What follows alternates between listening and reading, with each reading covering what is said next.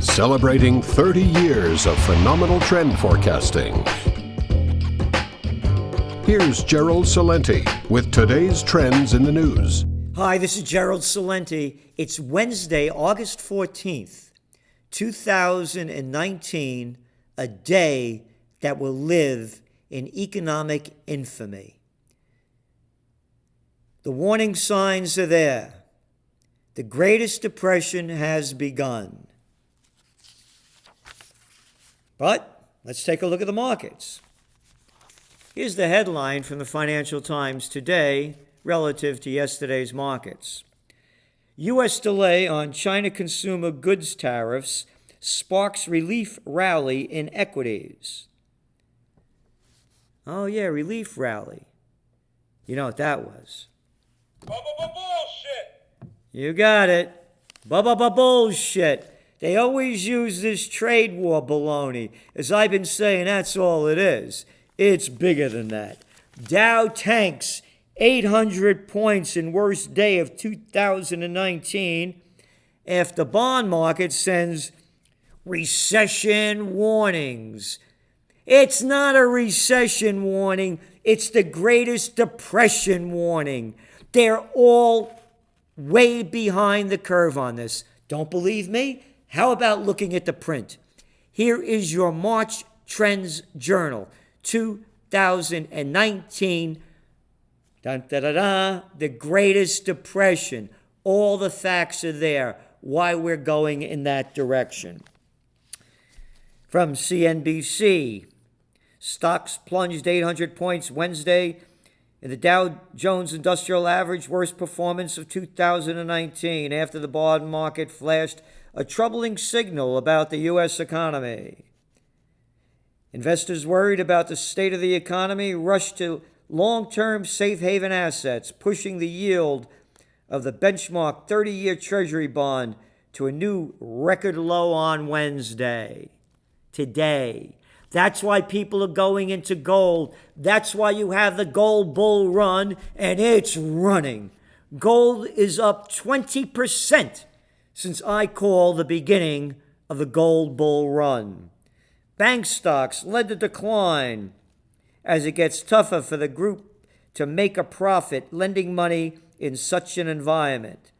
Bank of America and Citigroup fell 4.6% and 5.3% respectively, while JP Morgan dropped 4.2%. The financial sector dipped into correction territory, down more than 10% from a recent high. We're looking at negative yields, negative rates. This is unprecedented, where you got a bunch of negative clowns running the show. You got the dirty, filthy, rotten scum banksters that are destroying the world in front of us. We got to keep pumping in that monetary methadone to keep the bull running so the hedge funds could get bigger and the private equity groups could steal and buy more. And the gamblers on Wall Street could gamble more. And the multinationals could grow bigger. We need more cheap dough. It's not working.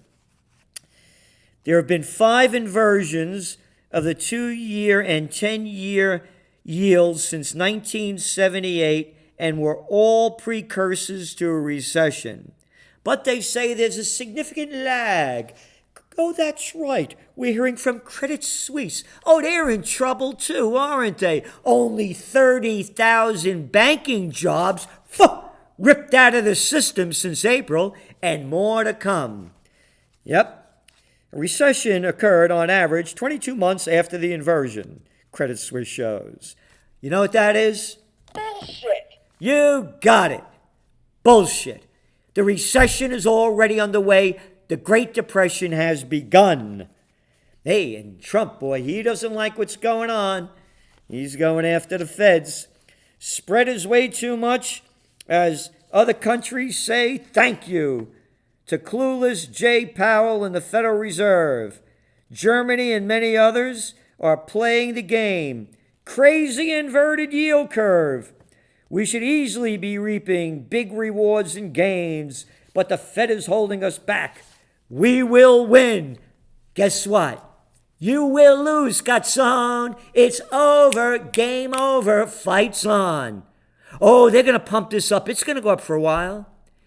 We aren't going to win. They are going to win. The we he's talking about are the we that they gave all the money back to in the we's tax cuts. Yeah, you remember the we's tax cuts when they wee-weed all over us with their trickle-down theory? Shares of Macy's tanked more than 13% to their lowest level in a decade after the retailer posted second quarter earnings. It's going to get a lot worse. Retail, real estate. These are the sectors that are going to get really depressed when the Greatest Depression is finally recognized. And there's a lot more going down, but there's opportunities to go up, and we're going to bring them to you. Going on, China's industrial output slowed in July from a year earlier.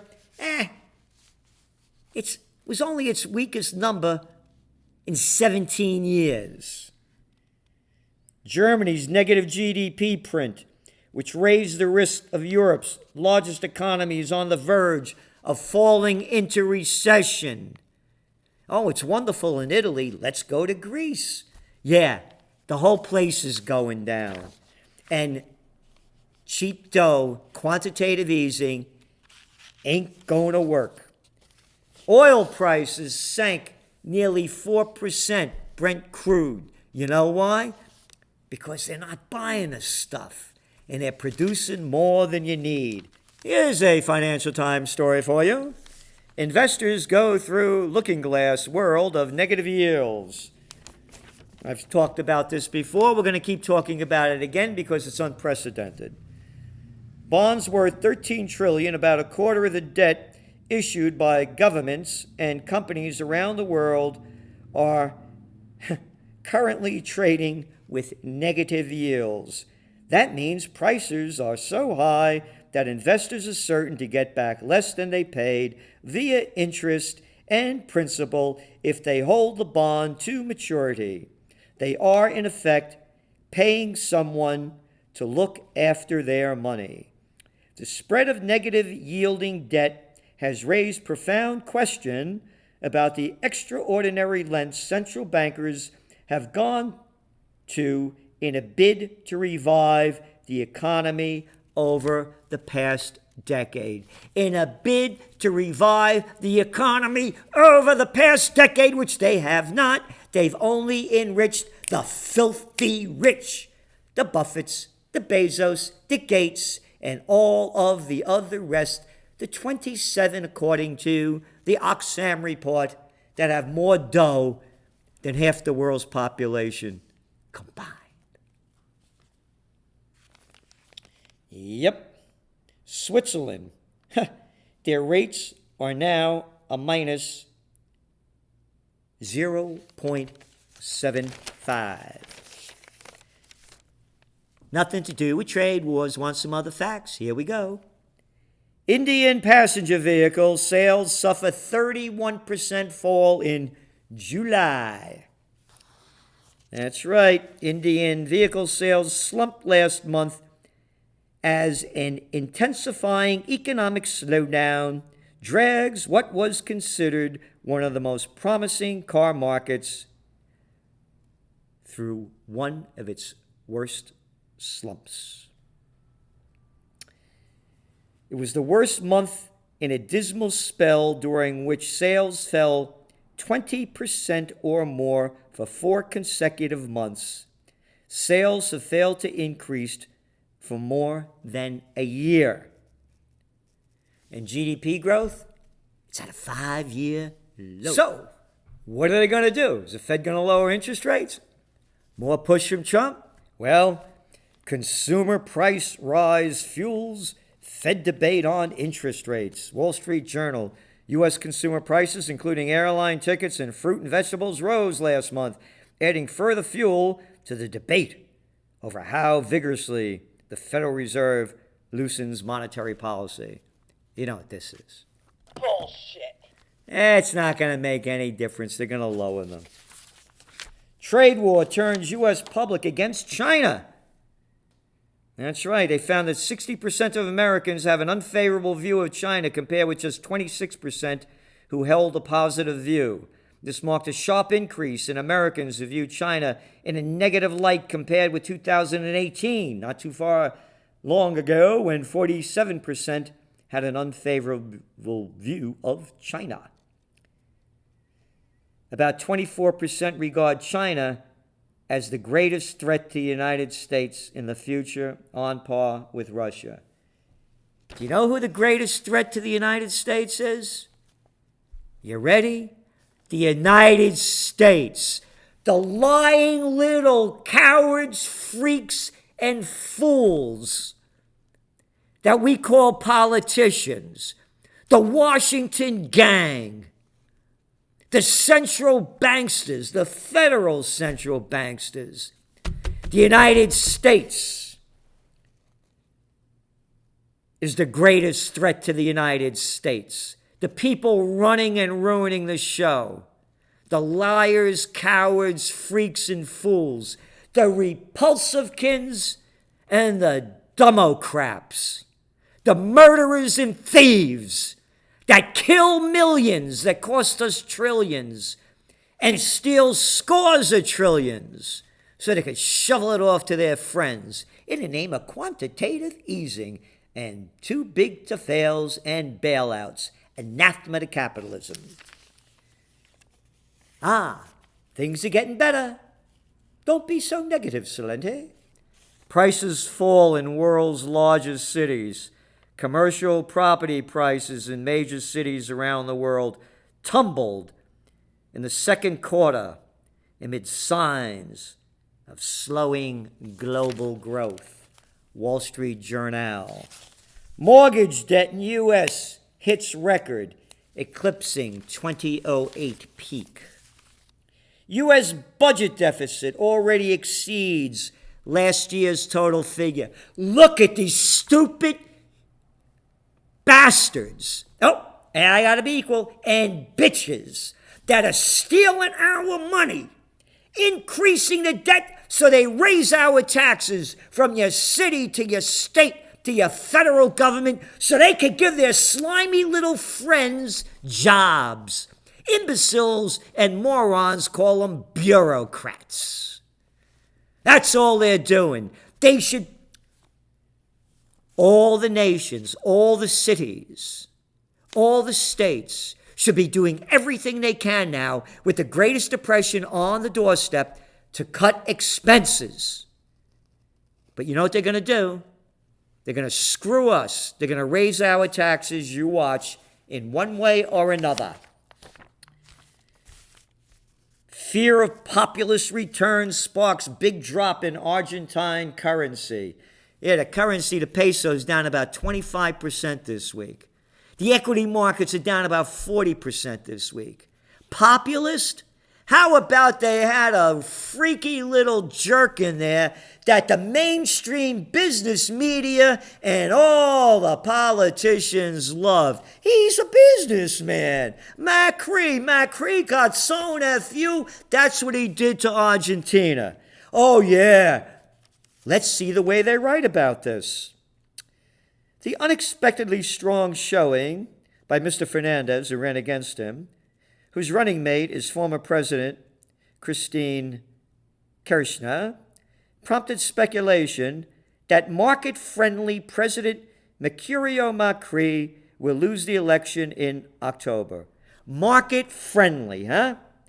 Yep. High unemployment, inflation of more than 50%, and they're in a deep recession. They're in a depression. But that's the way they write it. Investors are concerned that if Mr. Macri loses the upcoming vote, it could threaten the economic stability that his government has championed. Hey, champion's one thing, winning's another thing. The government that he's running has brought the country into a deep recession, and to go on, and the country's record $56 billion IMF bailout, which Mr. Fernandez has vowed to renegotiate $56 billion borrowed from the International Mafia Federation. We want our money. You're going to put in what they call austerity measures. You got it? You're going to steal every penny you can from the people and give it to us. Get rid of their benefits and their pensions and bring their retirement age till after they die. You got it? This year's gains for Hong Kong's Hang Seng wiped out amid growing protests. It was going over there in Hong Kong, closed the airport for 2 days. This is big. Their market's down now into correction territory. China, this is the Western bank's Asian hub. They're going to blow it out of there. That's right. Goes back to that about, what about China and the U.S. relationships? Blaming the United States, by the way, for fueling these protests. It's going to get worse. 7 million people in Hong Kong versus 1.4 billion. I'm not good at math, but you can figure that one out. China wins, the people loses. And what else do we have here? Beijing sees early signs of terrorism as protesters close Hong Kong airport, blames America. Guatemala poll poses test for U.S. migrant deal. They got a new guy who just won a conservative, and he's not going along with that deal that Trump just signed with the former president that designates Guatemala as a third country or buffer zone to take in migrants trying to reach the United States. Before the election, Mr. Giamatti, that's the guy who won, said, quote, Guatemala is not willing to be a safe third country. If we cannot serve our own, imagine serving strangers. Imagine serving strangers. Human waves, our top trends, one of them for 2019, this is going to accelerate as the Great Depression worsens, the Greatest Depression. Check these numbers out. 59% of the population of Guatemala live in poverty, a factor that, together with violent crime, which killed about 4,500 last year, has prompted many to emigrate. Guatemala, El Salvador, Nicaragua. Go around the world. South Africa, Sudan, Yemen, Afghanistan, Iraq, Syria, Libya, Algeria. People wanting to leave, get away from the poverty, the corruption, and no chance for a future. And moving across the world, anger flares in Kashmir after India moves to avert backlash. India tightens Kashmir's security. This is a big one. India decided, hey, we're going to rip up that 1947 deal that basically gave Kashmir autonomy, and we're taking them over. Pakistan says, no, that's ours. And they have a battle going on there for quite some time that's already taken about 50,000 lives over the last decade. You have two nuclear-powered countries now facing each other off in a pending war. And I read to you how India's economy is going down. Pakistan's economy is down and out. When all else fails, they take you to war. Add it up. I've said this before, I'll keep saying it again. Trade wars, currency wars, Greatest Depression, World War. History is repeating itself. Taliban gains weakened U.S. hand in Afghan pullout talks. And they got more land now than they had since any time since after the United States invaded them. They're controlling more of the country. Here's what Trump said. I want to get out of this crazy wars that we should have never been in, he said late last month. And he's 100% right. But crazy Trump is starting more crazy wars, ramping it up against Iran. Look what he's doing with Venezuela. Promised to pull those troops out of Syria but now he's made a deal with Turkey to keep him in there and see what they could work out. So on some fronts he says it, but by their deeds you shall know them. And his deeds so far on this front have added up to 0. But here's my forecast. Before the 2020 election, peace with Afghanistan and a peace treaty with North Korea. And finally, study blames disturbing rise in teens who need glasses on excessive screen time. Ba-ba-ba-ba. You know why they call them handhelds? Because everybody's masturbating in public. That's right. Don't look up, don't look out, don't look anywhere. According to the report released, eye care company Scrivens Opticians, the percentage of 13 to 16-year-olds in the UK who need glasses has nearly doubled over the past 7 years. Researchers theorize that this significant increase in eye problems among young people is likely linked to excessive time spent staring at screens, which can lead to eye strain, short-sightedness, and blurred vision, and a blurred mind. And a word of caution. This is time to prepare, prevail, so you could prosper. We're going to keep providing more and more information on what to do, how to do, what we suggest, and what you should look for. And very important to stay tuned to our Trends in the News broadcast podcast every Monday, Wednesday, and Friday. And you're going to be getting a lot more Trends Journal information from every platform that we can to give you to help you stay ahead of the news, on top of the trends, and seize the opportunities and avoid the dangers. This is Gerald Celente, and that's some of today's Trends in the News.